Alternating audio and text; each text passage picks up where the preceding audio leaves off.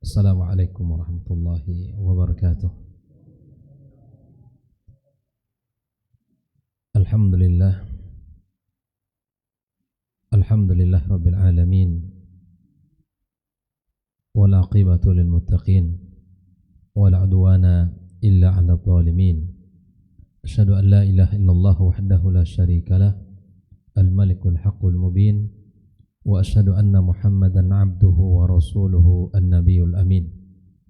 Qala ta'ala fil Qur'anil Karim, ya ayyuhalladzina amanu ittaqullaha haqqa tuqatih wa la tamutunna illa wa antum muslimun. Subhanaka la ilma lana illa ma 'allamtana innaka antal alimul hakim. Amma ba'd. Ma'asyiral muslimin, ma'asyiral muslimat, al-musyahidin wal musyahidat, saudara-saudari, para pecinta ilmu dimanapun berada. Alhamdulillah, kita bersyukur kepada Allah Subhanahu wa ta'ala. Pada maghrib ini kembali Allah mudahkan kita untuk duduk dalam majlis ilmu kita, majlis yang berbicara tentang pondasi-pondasi dasar agama kita, pembahasan tentang tauhid yang kita ambil dari syarah al-usul ats-tsalatsah, yang semoga menjadi ilmu bermanfaat bagi kita, yang menjadi cahaya dalam kehidupan kita. Ucapan salawat serta salam semoga senantiasa kita sampaikan untuk kekasih kita Rasulullah sallallahu alaihi wasallam.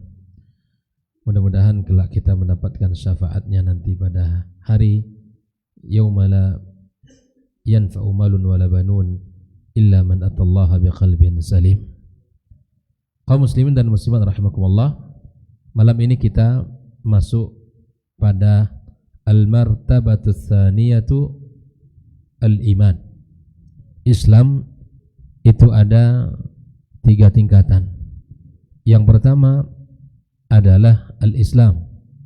Agama ini ada 3 tingkatan. Yang pertama al-Islam. Ya, ini sudah kita bahas pada beberapa pertemuan. Alhamdulillah sudah kita selesaikan pembahasannya.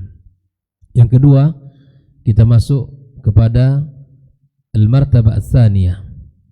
Ya, tingkatan yang kedua di dalam pembahasan agama kita berdasarkan hadis Jibril alaihissalam, maka pembahasannya tentang al-iman.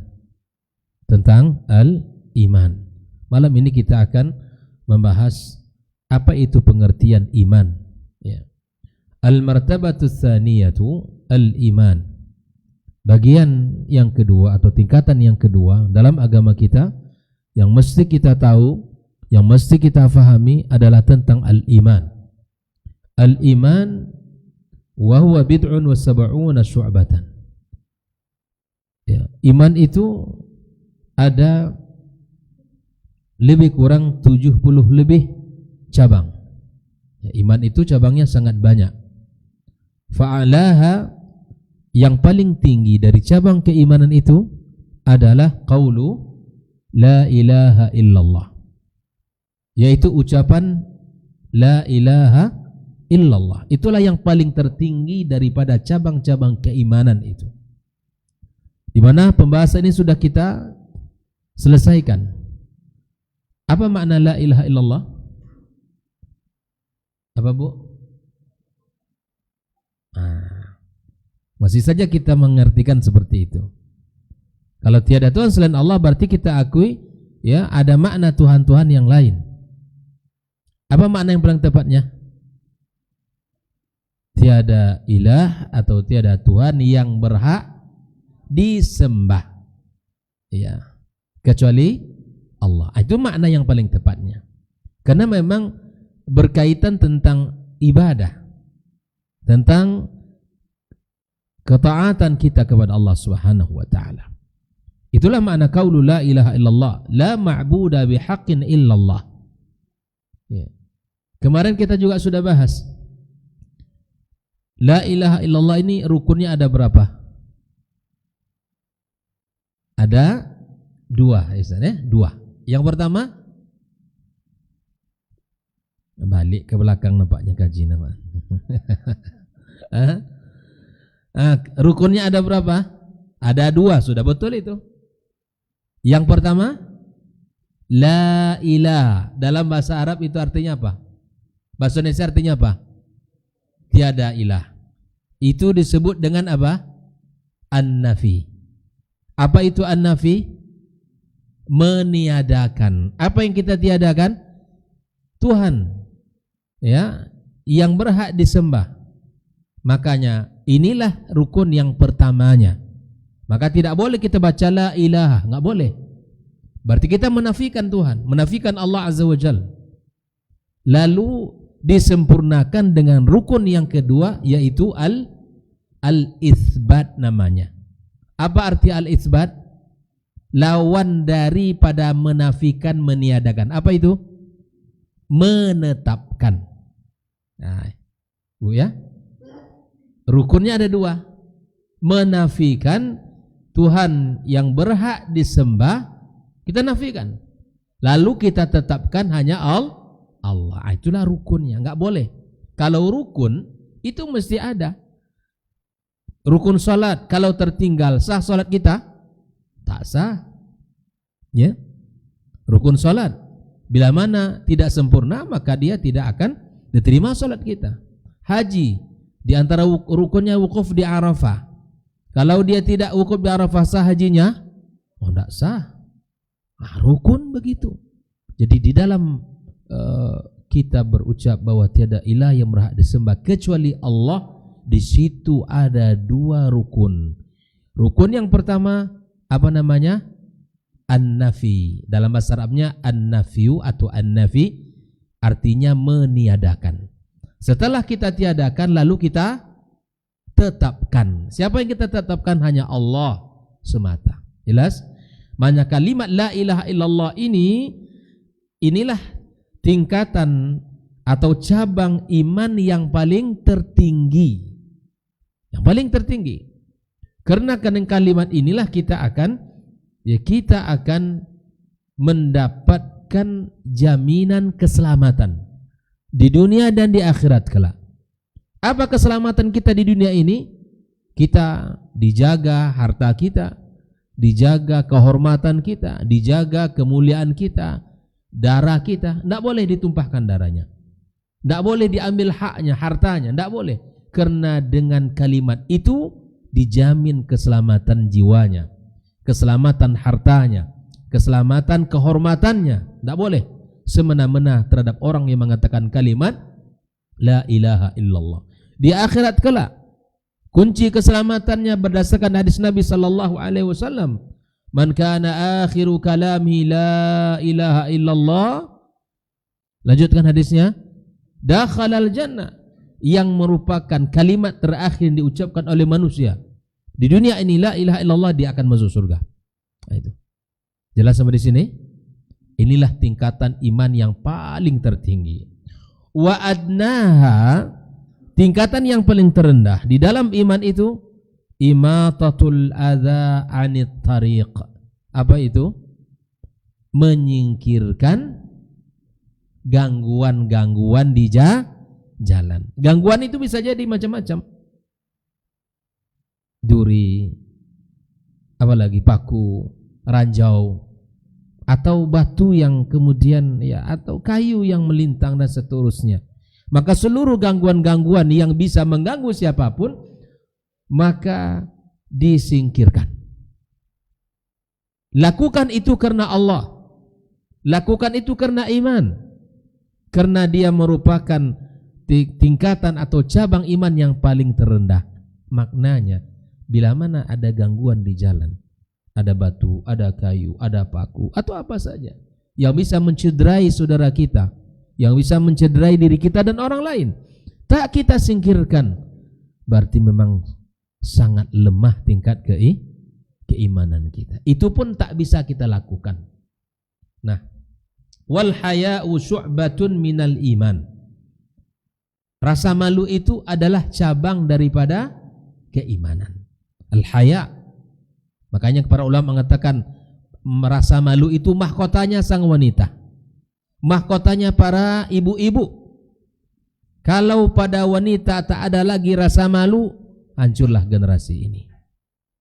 Makanya Maryam binti Imran, di antara sifat yang dipuji Allah pada diri Maryam itu adalah rasa malunya, kesucian dirinya, menjaga kehormatannya. Itulah yang dimiliki oleh Maryam binti Imran, yang menjadikan dirinya wanita yang dimuliakan Allah Subhanahu wa taala nanti di hari kiamat kelak.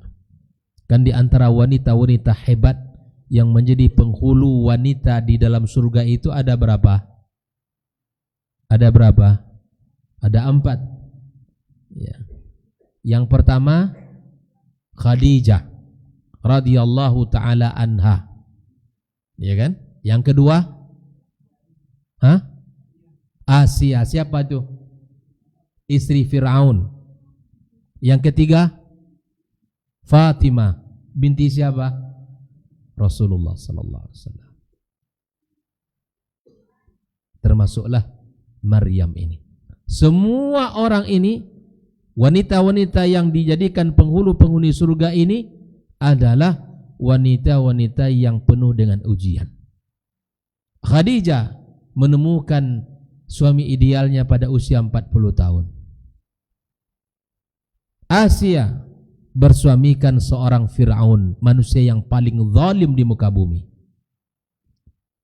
Maryam, dia melahirkan seorang anak tanpa suami. Siapa nama anak Maryam? Isa alaihi salam. Fatimah. Apa ujian Fatimah? Bersuamikan dengan seorang sahabat yang tidak memiliki, atau Ali itu adalah sahabat yang sederhana. Sampai Fatimah bengkak tangannya, kasar tangannya, bekerja membantu sang suami. Siapa suaminya? Ali radhiyallahu taala anhu. Masyaallah. Mereka ini orang-orang yang diuji Allah Subhanahu wa taala. Baik. Nah, oleh karena itu, al-haya syu'batun minal iman. Rasa malu itu adalah bagian dari iman. Mari kita lihat penjelasan Syekh Shalih Al-Fauzan dalam pembahasan ini. Syekh Shalih Al-Fauzan mengatakan fal imanu a'ammu minal Islam. Iman itu kalau kita ingin coba bandingkan dengan Islam, di mana posisinya? Maka kata beliau, iman itu lebih luas dan lebih umum daripada Islam. Lebih umum dia, lebih luas daripada Islam. Sehingga beliau menyimpulkan fakullu mu'min muslim. Setiap orang beriman maka dia muslim. Setiap orang yang beriman muslim pasti. Walaysa kullu muslim mu'minan. Dan belum tentu setiap orang yang muslim beriman. Banyak orang muslim mengaku Islam tapi tidak beriman, tidak melakukan perintah Allah, tidak meninggalkan larangan-larangan Allah. Nama saja yang Islam, tapi dalam dirinya tidak terlihat sifat-sifat seorang mukmin itu. Dalam dirinya tidak tercermin akhlak orang-orang beriman. Dan oleh karenanya setiap orang yang beriman maka pasti muslim. Tapi belum tentu setiap muslim dia beriman. Nah, oleh karenanya kata beliau fal iman wa ammu min jihati nafsi.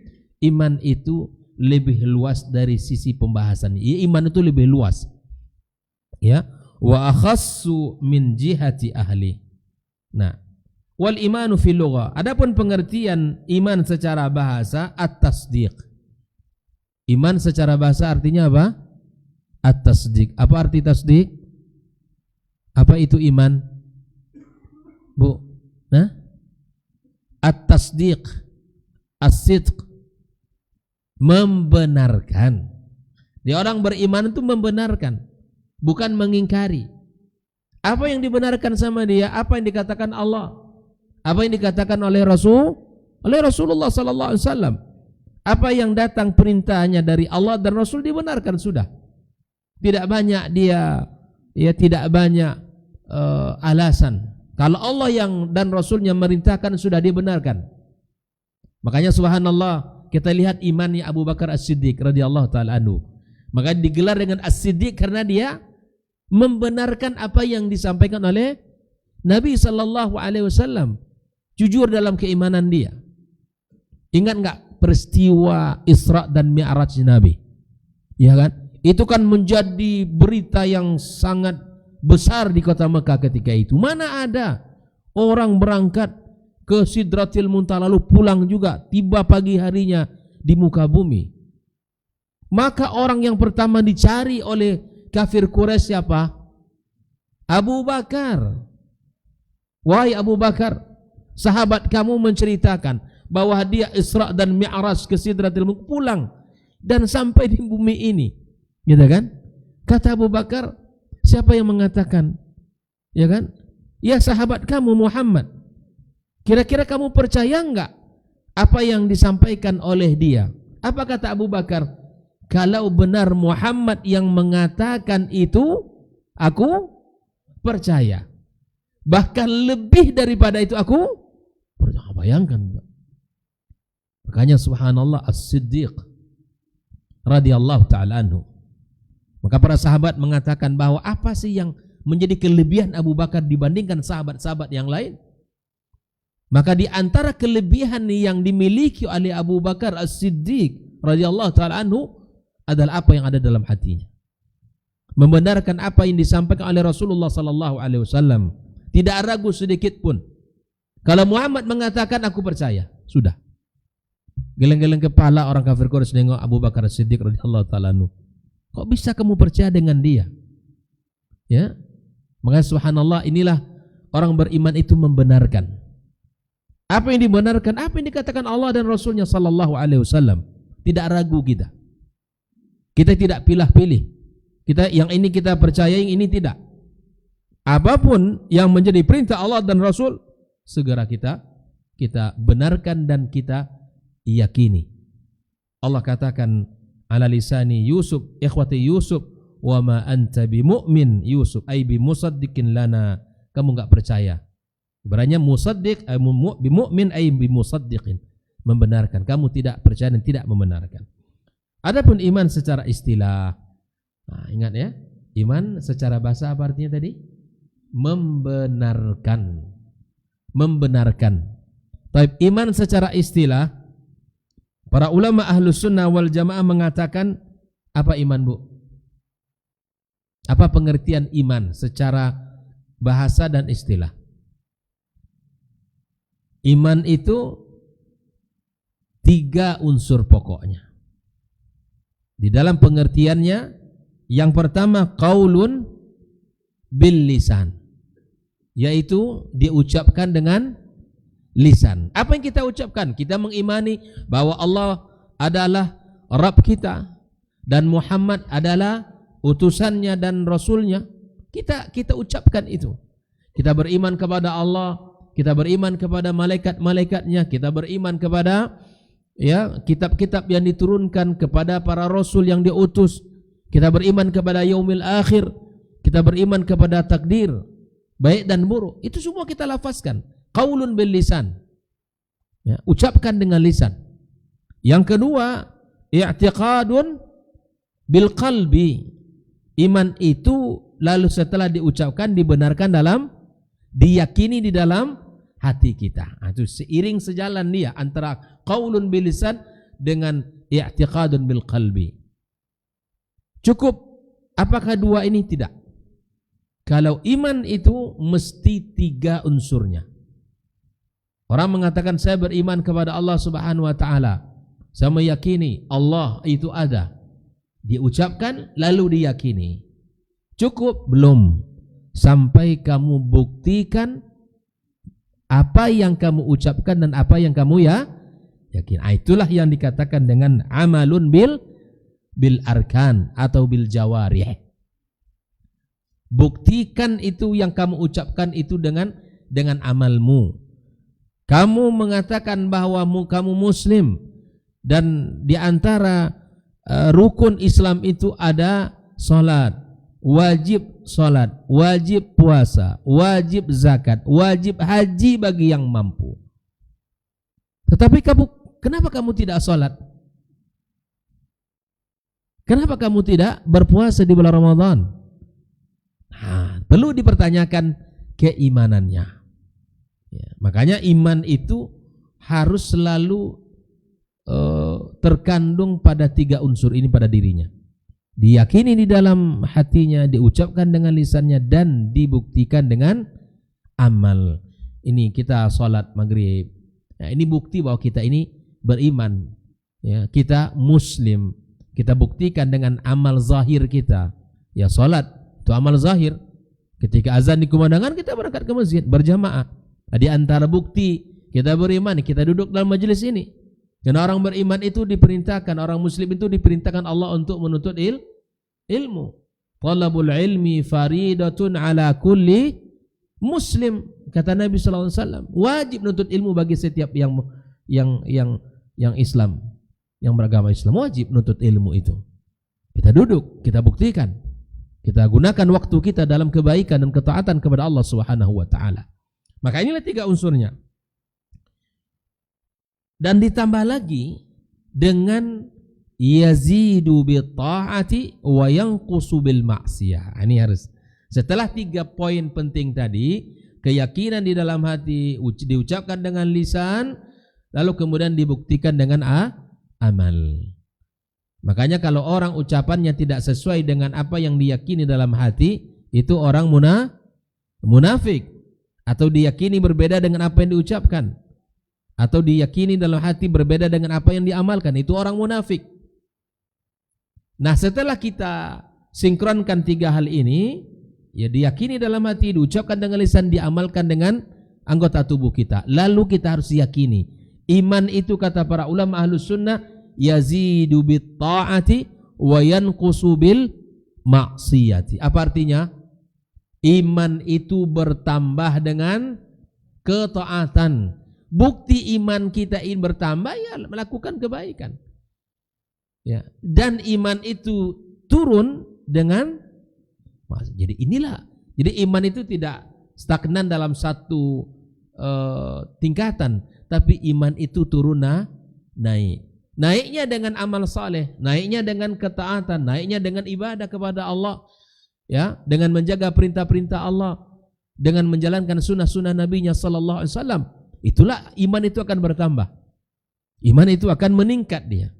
Kita rasakan kalau kita melakukan amal saleh, berzikir kepada Allah, bagaimana hati kita? Hati kita tenang. Hati kita nyaman. Kita merasa bahwa hidup kita sangat bahagia. Tapi bila mana seseorang melakukan maksiat, perintah Allah ditinggalkan, disitulah dia merasakan dirinya ya merasa hina. Nah, itu tanda kalau imannya lagi turun. Maka agar kita bisa menjaga iman kita, agar bisa menjaga frekuensi iman kita, salah satunya dengan cara belajar. Yang kedua, duduk di majelis ilmu seperti ini. Ibarat handphone, setiap hari kita cari, kita cas dia supaya baterainya penuh, ya kan? Kita bisa gunakan untuk menelpon atau mungkin berkomunikasi via SMS atau WhatsApp.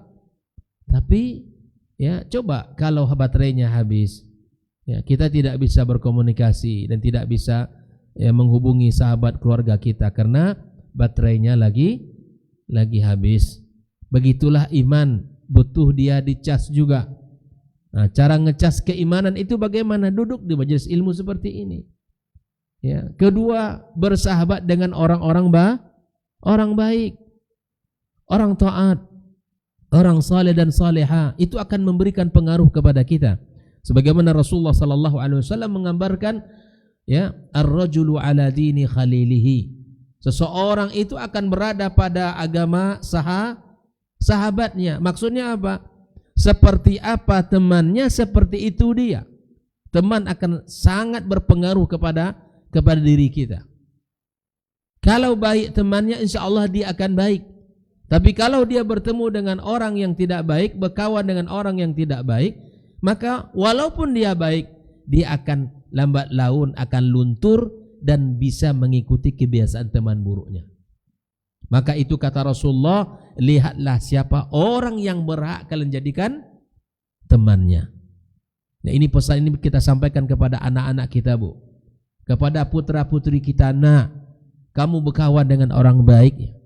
Kamu berteman dengan anak-anak yang sebaya dengan kamu, yang tahu dengan salat, nak, yang tahu dengan Islam, yang tahu batasan-batasan bergaul. Tolong jangan bergaul dengan yang tidak mengetahui batasan-batasan agama. Yang tidak, ya, jangan bergaul dengan anak-anak yang tak tahu dengan menutup aurat, yang tak tahu dengan salat, yang tak tahu, yang tak peduli dengan agamanya. Jangan, nak, kamu berkawan dengan orang yang baik, nak. Harapan Abi, harapan Umi, agar kamu nanti tumbuh menjadi anak yang saleh seperti dia. Ikhwatal kiram rahimakumullah. Maka iman itu naik turun dia. Ya. Maka ketika melakukan ketaatan, dia akan terus naik, dan bila mana melakukan maksiat, dia akan turun. Nah, wa bihadza at-tafsir yakunu haqiqatun syar'iyyah aw li anna al-haqa'iq thalath, haqiqah lughawiyyah wa haqiqah syar'iyyah wa haqiqah 'urfiyyah. Maka dari pengertian ini tadi, secara bahasa kita sudah bahas, hakikat lughawiyahnya adalah di mana kita membenarkan, meyakini, ya kita ucapkan dengan lisan kita, kemudian kita amalkan, kita buktikan dengan perbuatan kita, dan ini adalah hakikat syar'iyyah dalam keimanan itu kepada Allah Subhanahu wa taala. Ikhwah fillah rahimakumullah. Di sini dijelaskan lagi lebih rinci oleh Syekh Shalih Fauzan, fal imanu qawlu bil lisan la budda minan nutqi wal i'tiraf bil lisan wa i'tiqadun bil qalb, la budda min ayakuna ma yantiqu bihi bil lisani mu'taqidan lahu bi qalbi wa illa kana mithlu imanil munafiqin. Jadi kata Syekh Shalih Fauzan bahwa iman itu mesti diucapkan dan mesti diyakini. Apa yang diucapkan dengan diyakini itu mesti sejalan. Kalau tidak, itulah, ya, tergolong kepada orang-orang munafikin. Karena munafik itu, ya, yaquluna bi alsinatihim ma laysa fi qulubihim. Orang munafik itu mengucapkan sesuatu yang tidak ada di hatinya. Orang munafik di zaman Nabi SAW, subhanallah, ya, salat di belakang Nabi. Sebelum Nabi naik mimbar, dia dulu memberikan ceramahnya, mengingatkan kaum muslimin akan keimanan kepada Allah dan Rasulnya. Tapi di saat perintah jihad, ya, seperti perang Uhud misalnya, Nabi SAW setelah memerintahkan untuk keluar ke kota Madinah, sebagaimana usulan dari sebagian para sahabat, Nabi terima usulan itu, lalu mereka keluar dari Madinah menuju Bukit Uhud. Barulah orang-orang munafik di sini merasa berat dengan perintah jihad itu. Akhirnya dari 1000 orang itu mundur berapa? 300-an orang. Ya, dari 1000 itu mundur lebih kurang 300-an orang mundur. Mereka itu siapa? Orang-orang munafik. Mereka mengatakan, kalaulah seandainya kalian tadi ikut bersama kami, kalian tidak akan hina dan mati. Karena perang Uhud itu kita kalah. Ya, dan ini juga salah satu pelajaran yang kita ambil dari kehidupan. Jangan kita melanggar perintah siapa? Perintah Rasulullah sallallahu alaihi wasallam. Kenapa? Kata Rasulullah, lebih kurang 50 ya, orang yang diperintahkan oleh Nabi untuk berada di bukit, untuk yang ahli-ahli memanah itu, kata Rasulullah, jangan kalian turun, ya, apapun yang terjadi di bawah. Bapak kalau umroh kan ada Bukit Uhud, ada orang naik-naik itu, ya, itu namanya Jabal Rumat. Disitulah ahli pemanah yang diamanahkan oleh Nabi, jangan turun kalau, ya, apapun yang terjadi di bawah, menang atau kalah, jangan turun. Di situ benteng yang paling, itu strategi hebatnya Nabi SAW. Mulailah peperangan, ya, maka subhanallah langsung mundur orang-orang kafir Quraisy. karena dihujani dari atas, dari anak panah. Maka melihat pasukan mundur tadi, sebagian kaum muslimin sudah merasa menang. Akhirnya yang di atas turun ke bawah. Kata salah seorang sahabat, jangan turun, Nabi tak boleh kita turun. Akhirnya ada yang turun, kena ya ada ghanimah dan seterusnya. Pasukan berkuda Khalid bin Walid memutar dari arah Bukit Ruman, lalu kemudian menyerang dari arah belakang. Jadilah kaum muslimin di tengah-tengah. Ya, disitulah Rasulullah SAW ya kena dikabarkan dia telah meninggal dunia. Kocar-kacirlah umat Islam di masa itu. Ini pelajaran mahal. Maka oleh karena itu khafillah, orang-orang munafikin tak jadi ikut berperang, tak jadi ikut berjihad bersama Rasulullah SAW, karena memang sifat orang munafik selalu merugikan umat Islam. Makanya orang munafik itu, kata pepatah kita, tak ubah seperti orang yang menggunting dalam lipatan. Kawan sendiri, makanya orang munafik itu dihukumi oleh Allah Subhanahu wa taala fid darkil asfali minan nar. Seharusnya dia ya membela umat Islam bersama kaum muslimin, tapi dialah yang menghancurkan umat Islam dari dalam. Orang munafik, na'udzubillah. Ya, tsumma na'udzubillah. Nah, oleh karenanya khafillah rahimakumullah, wala yakfil qaul bil lisan wal i'tiqad bil qalbi faqat. Tidak juga cukup dengan lisan dan ucapan dan yakin dalam hati. Bal la budda minal amal bil jawari aidan. Perlu pembuktian dengan amal kita. Seperti apa dia? Min ada'il faraid, ya, melaksanakan perintah-perintah salat yang wajib, ya, wa tajannubul muharramat, meninggalkan menjauhkan perkara yang diharamkan Allah.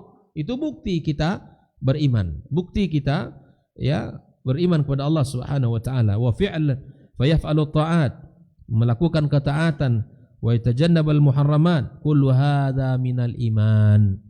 Nah, oleh karena itu iman ini kan banyak cabangnya tadi disebutkan. Berapa cabangnya tadi? 70 lebih.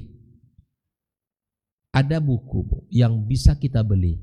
Kalau ingin tahu 70 cabang itu, ada buku namanya Mukhtasar Syu'abul Iman, ringkasan cabang-cabang keimanan, yang ditulis oleh ulama yang bernama Al-Imam Al-Qazwini. Al-Qazwini. Bisa dibeli. Tulis saja, misalnya kalau ingin buku beli online juga ada itu, di Shopee juga ada, ya kan? Di pustaka-pustaka ilmu di Jalan Balam juga ada itu, dan beberapa pustaka-pustaka lain juga ada. Ya, silakan dimiliki. Lebih kurang 70 cabang iman. Kitab ini asalnya kitab Syu'abul Iman yang ditulis oleh Imam Al-Baihaqi, ya. Tetapi karena dalam kitab itu panjang pembahasannya, maka diringkaslah oleh Al-Imam Al-Qazwini, disebut dengan Mukhtasar, ringkasan Syu'abul Iman. Nah, boleh kita beli buku ini dan sudah diterjemahkan. Kita lihatlah mana saja cabang-cabang iman itu, checklist. Ini sudah kita lakukan, ini belum, ini sudah. Nah, mana yang belum, kita cobakan cabang-cabang, kita amalkan dalam kehidupan kita. Bukunya tidak terlalu tebal, ya. Biasanya kulitnya warna hijau. Silakan ya dibeli, itu sangat direkomendasi untuk kita miliki bersama. Cabang-cabang ya keimanan dan sangat banyak. Nah, oleh karenanya ya salah satunya adalah kita sebutkan tadi, yang paling tertinggi adalah kalimat la ilaha illallah, yang paling terendah adalah menyingkirkan gangguan di jalan. 6. Ikhwafillah rahimakumullah. Nah, iman dan Islam jika disebutkan bersamaan, maka masing-masing memiliki makna. Misalnya iman dan Islam. Iman memiliki 5, atau iman atau Islam memiliki 5 rukun. Iman ada 6. Nah, masing-masing jika disebutkan idza zuqira jami'an sara likulli wahidin makna, maka masing-masing memiliki makna. Wa idza dzukira minhuma wahid faqat dakhala fil akhar. Kalau disebutkan Islam, maka masuklah di dalamnya makna iman. Bila iman disebut sendiri, maka di dalamnya juga terdapat makna Islam. Bila mana disebut ya bersamaan, maka masing-masing memiliki makna. Bisa dipahami ya? Iman, Islam, ihsan, itulah maratib ad-din yang harus kita pahami bersama. Ikhwatal kiram rahimakumullah. Nah, Islam memiliki lima rukun, sedangkan iman memiliki 6, dan itu ada amal batin, wa mahalluhal qalb, dan kemudian ada amal zahir. Al-iman bid'u sab'una syu'bah atau bid'u sittuna syu'bah. Ada 2 riwayat dalam bab ini. Yang pertama ada mengatakan iman itu 70 cabang lebih. Nah, ada yang mengatakan 60 cabang lebih. Nah, oleh karenanya yang mana saja dari cabang-cabang itu bisa kita lakukan dalam kehidupan kita.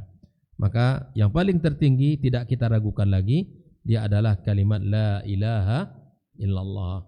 Dan yang paling terendah itulah tadi, menyingkirkan duri, ranjau, sesuatu yang bisa mencederai orang di jalan. Singkirkanlah. Lakukan itu karena Allah Subhanahu wa taala.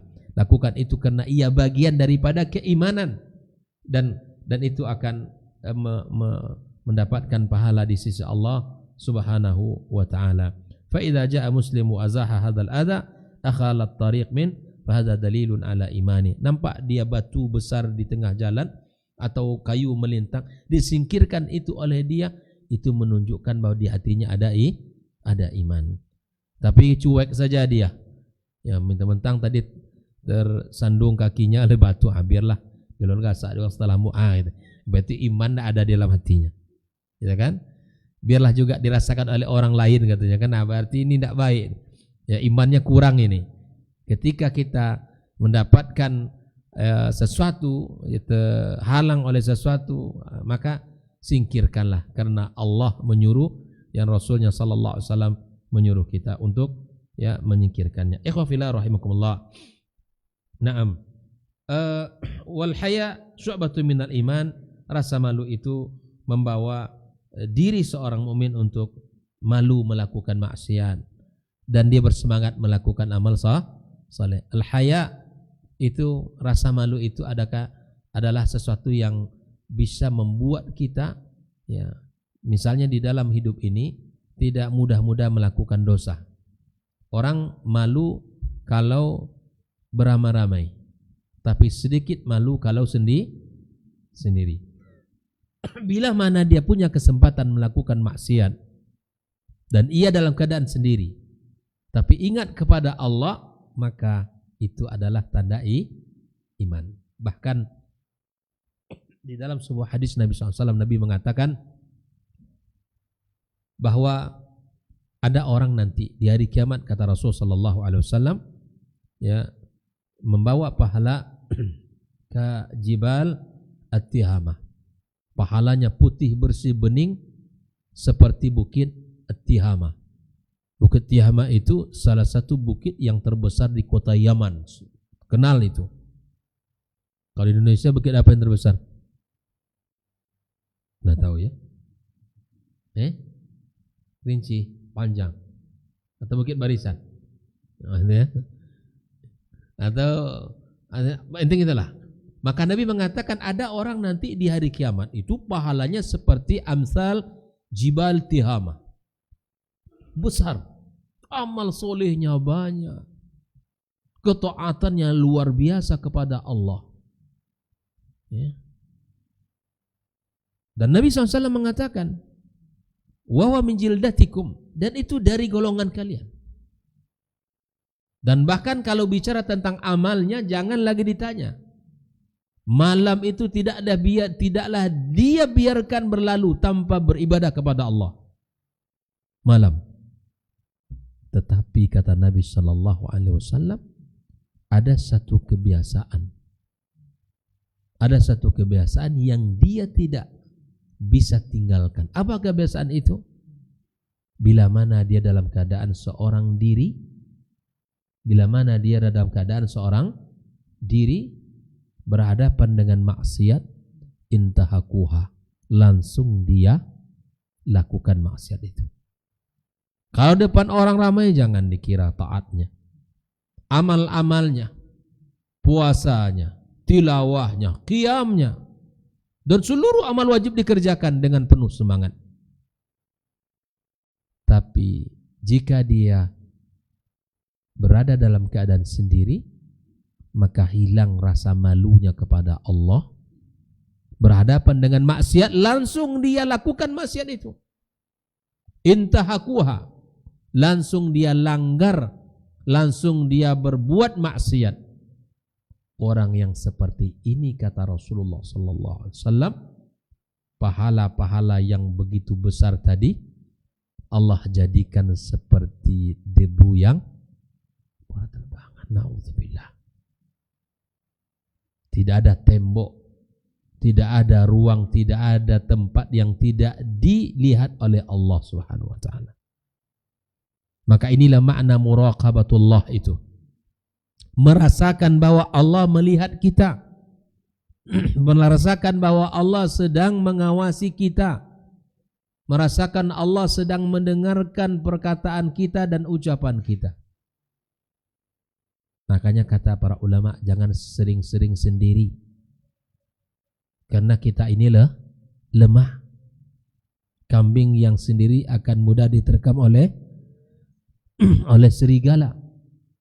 Jelas? Maka sering-seringlah, berjamaahlah.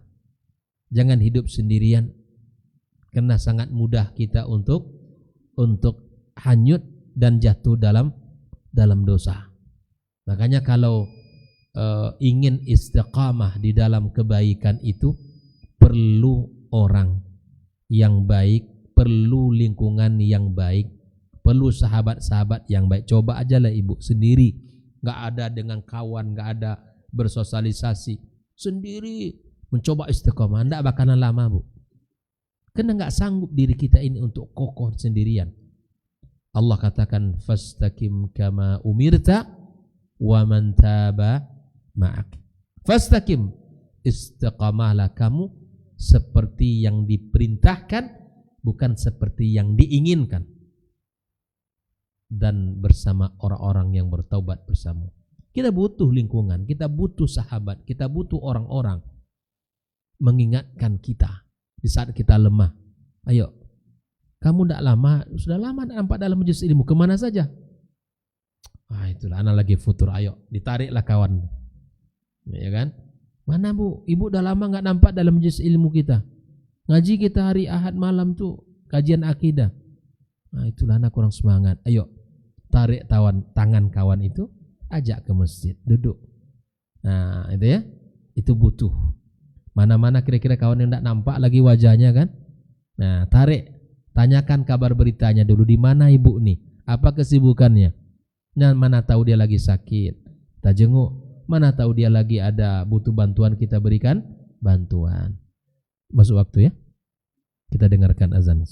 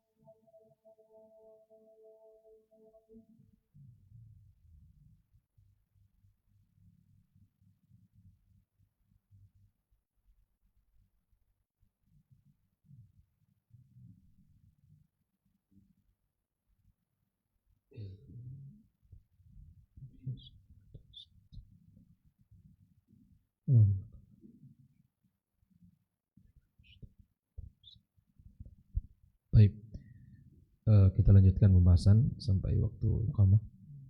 Mungkin kita buka diskusi lah ya. Silakan. Ya, Bu.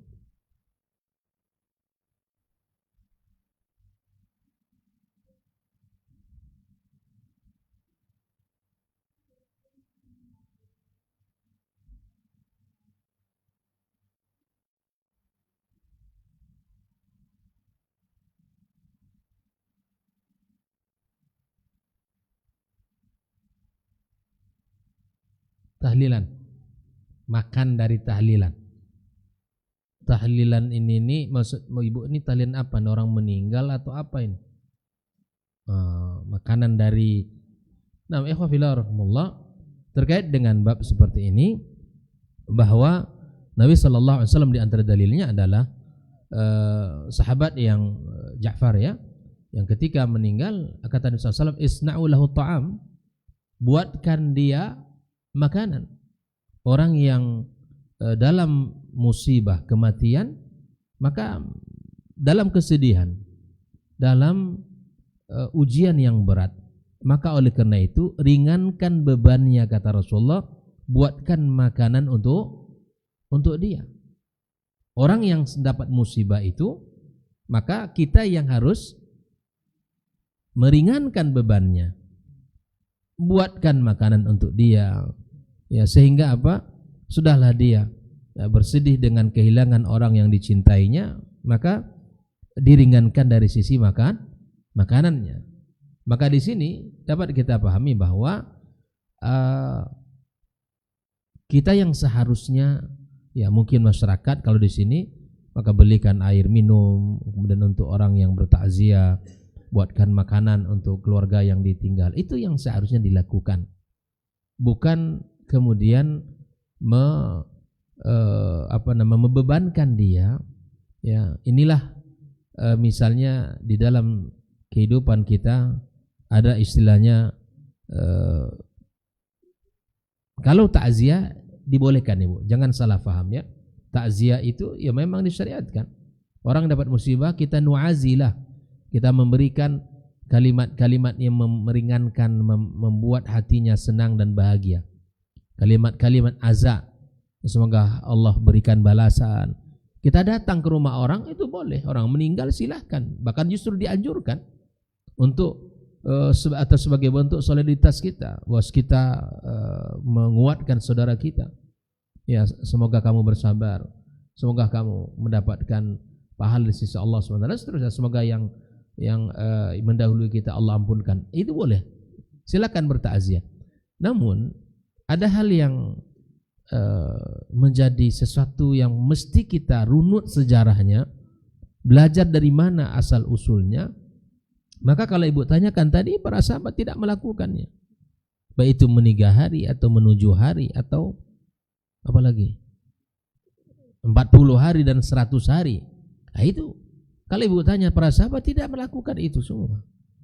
Dan kalau tidak dilakukan para sahabat itu, untuk apa kita lakukan? Ya. Maka hal yang paling penting bagi ahli waris, kalau keluarganya ada yang meninggal dunia, katakan suaminya wafat atau istrinya wafat, maka yang ditinggal pertama hendaklah mengatakan inna lillahi wa inna ilaihi raji'un, wal tasbir wal tahtasib, bersabar dengan ujian itu dan mengharap pahala di sisi Allah Subhanahu wa taala. Oke, itu yang pertama. Yang kedua, di antara hal yang paling bermanfaat bagi yang meninggal dunia apa? Doa. Doakan orang yang telah mendahuluinya, doakan orang tuanya, doakan suaminya, doakan ya anaknya, doakan istrinya. Yang mendahului kita itu kita doakan. Yang kedua apa? Kita sedekahkan dari harta kita, dari harta dia. Dengan cara bagaimana? Lapang sekali, Bu. Tidak mesti di 3 hari itu, tidak mesti di 7 hari itu, tidak mesti 14 atau 40 hari. Tidak. Kapan ada waktu, kapan ada kesempatan, kapan ada uang, silahkan. Itu yang seharusnya dilakukan. Dan perlu kita bertanya, dari mana datang asal usulnya? Ya, kebiasaan-kebiasaan seperti ini. Ya. Maka kalau Ibu bertanya, tidak ada. Para sahabat tidak melakukan itu. Ya kan? Nabi SAW wafat, tidak mereka buat itu. Para sahabat Abu Bakar, Umar, tidak ada melakukan itu. Ya, tidak pernah melakukan itu. Maka oleh karenanya kalau mereka tidak melakukan, maka tinggalkan. Oh, itu kan kebiasaan yang sudah lama di masyarakat kita. Naam, beragama bukan berdasarkan kebiasaan, bukan berdasarkan perbuatan orang banyak, tapi beribadah sesuai dengan apa yang diperintahkan. Pengalaman saya di sini ada, Bu. Ketika ya, bapak saya meninggal dunia, dan itu pas saya pulang dari Madinah. Ketika itu ya saya merasa bahwa inilah tantangan terbesar yang harus saya lakukan sesuai dengan apa yang saya pelajari. Lalu kemudian ketika orang takziah, saya sambut orang bertakziah. Kemudian saya gunakan kesempatan untuk saling berbagi ilmu. Lalu kemudian subhanallah, ternyata masyarakat tercerahkan, alhamdulillah. Ada 2 orang ya, ada 2 kondisi dan keadaan di masa itu. Masyarakat yang miskin, yang ekonomi menengah ke bawah merasa sangat tercerahkan. Ternyata boleh kok tak melakukan itu yang selama ini seakan-akan menjadi wajib. Syukur sekali ada penjelasan itu. Sehingga apa? Biasanya Kalau tidak ada uang, yang di telinga ini dicopot, ya, antingnya dicopot. Yang penting di malam ketiga atau menuju harinya mesti ada. Alhamdulillah. Bahkan ya semua, kalau nggak ada uang, nggak ada anting, maka untuk membuatnya mesti terkadang berhutang-hutang. Nauzubillah. Alhamdulillah. Sekarang masyarakat sudah paham, ternyata boleh tidak dilakukan. Dulu kalau tidak dibuat misalnya, maka dicela orang. Ini sudahlah meninggal, orang yang sudah dicintainya hilang, berhutang pula setelah itu lagi, ya kan? Tapi ada juga yang kedua, ya kan? Nah, ini yang tidak menyukainya. Jauh-jauh pergi sekolah nggak sayang sama orang tuanya, katanya begitu kan? Tak didoakan orang tuanya. Nggak perlu juga saya kasih tahu kalau saya mau doakan orang tua saya bilang gitu. Nggak perlu juga saya kasih tahu sama kalian, saya bilang. Kalau saya mendoakan, nggak mau sedekah atas nama orang tuanya, enggak mesti juga dengan cara seperti itu. Kapanpun, dimanapun, saya tahu dengan kewajiban saya sebagai anak untuk bisa berbakti kepadanya. Silakan ibu wakafkan uang ibu atas nama ayahnya, ini luar biasa, atas nama suaminya, atas nama keluarganya. Ya. Maka alhamdulillah di saat itu ya, tantangan masyarakat yang begitu kuat dengan hal-hal yang seperti Ibu tanyakan tadi, dengan izin Allah SWT ya, maka pelan-pelan akan hilang. Sudah orang mengetahui, tercerahkan dengan apa yang disampaikan, alhamdulillah orang tahu ya. Tapi ya pro dan kontra ya silahkan, saya tidak bisa mewajibkan Anda ya, dengan apa yang saya yakin dan saya amalkan. Silahkan, bila mana percayanya seperti yang diyakini, buat. Kalau tidak percaya dengan apa yang dalil-dalil yang disampaikan, ya sesuaikan, lakukan apa yang anda yakini. Nah, oleh karenanya, bila mana Nabi SAW menyuruh kita datang, menyuruh kita membuat, itu artinya kita yang mesti sibuk, bukan dia yang sibuk. Makanya jangan makan, jangan. Maka kemudian kita yang bawa, kita ngeringankan, kita yang bantu saudara kita, ya, kita yang bantu, kita buatkan. Kalau perlu 3 hari 3 malam tuh tidak perlu dia masak lagi, kita yang ngantarkan makanan keluarga itu ya, ibu ya, kan justru kita yang datang. Maka oleh karenanya, bila mana saudara kita yang meninggal, takziah silahkan bertakziah, silahkan menjenguk saudara yang dapat musibah. Tidak ada musibah di antara sekian banyak musibah, yang paling mengerikan adalah ya, kehilangan dari orang-orang yang dicintainya, kematian. Sampai Nabi SAW mengatakan, kafa bi mauti ahadikum mau'idha, cukuplah kematian itu menjadi pelajaran mahal bagi kalian, kata Nabi SAW. Maka semua kita akan menghadapinya. Oleh karena itu, kita duduk di sini belajar agar bekal-bekal kita yang cukup, bekal-bekal kita ya kita bawa itu diterima Allah Subhanahu wa taala. Ya. Oleh karenanya, lakukanlah amal-amal yang memang dicintai oleh Allah Subhanahu wa taala dan Rasulnya, sesuai dengan panduannya. Bila mana amal itu tidak, maka jangan kita pertahankan karena itu tradisi, karena itu banyak orang melakukan, ya, karena itu sudah menjadi kebiasaan. Tidak, agama bukan seperti itu. Dan kepada orang-orang yang kita yang sudah memiliki pemahaman yang seperti apa yang diajarkan, sudah lapang. Nah, kalau dia membuat itu silakan. Kita tidak bisa, ya, itu hak dia dan itu keyakinan dia. Kita tidak bisa. Karena yang kita bisa menyampaikan, kita tak akan bisa merubah hati orang. Tapi kalau bisa kita ajak dia, tarik tangannya, jangan. Lakukan agama itu sesuai dengan perintahnya, ya, jadikan dalil sebagai acuannya. Nah, perintah Nabi SAW, dalilnya tadi adalah ketika ya keluarga Ja'far meninggal, maka kemudian isna'ul ta'am, buatkan makanan untuk mereka, kata Rasulullah SAW. Kita yang sibuk, kita harus menyediakan, bukan mereka malah justru melayani tamu-tamunya, tapi kita yang membantu meringankan bebannya. Yuk, barakallahu fikum. Ya. Ya itu tadi, tidak perlu kita makan. Tidak perlu kita makan. Ya, tidak perlu kita makan. Maaf, ya, tidak perlu kita makan. Ya, karena yang disuruh kita adalah membuatkan makanan untuknya.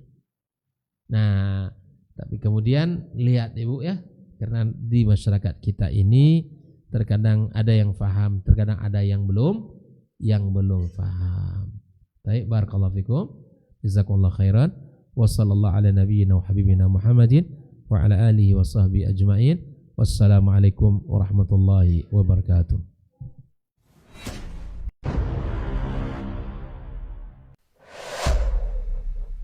Dunia dan seisinya ini bagi Allah tak sama nilainya dengan sebelah sayap lalat. Barang siapa yang beramal untuk akhiratnya, Allah akan cukupkan baginya urusan dunia.